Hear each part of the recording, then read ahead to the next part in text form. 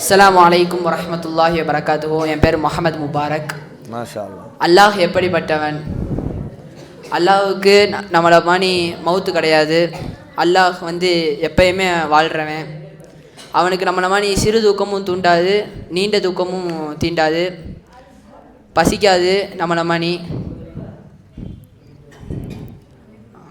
மறதி இருக்காது. நம்ம எதனாலும் ஞாபகம் வச்சுக்க மாட்டோம், அவன் எதனாலும் ஞாபகம் வச்சுக்குவான்.